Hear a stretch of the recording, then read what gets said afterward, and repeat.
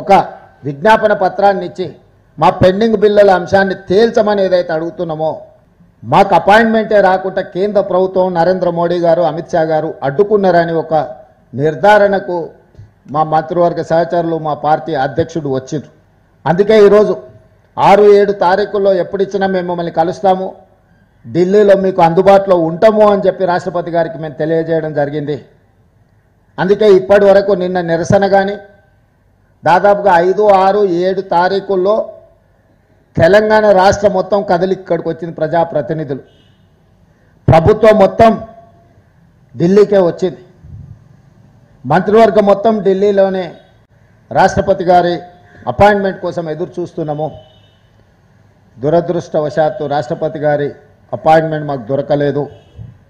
ఇది శోచనీయము, ఇది బాధాకరము, ఇది తెలంగాణ ప్రజలకు అవమానకరము.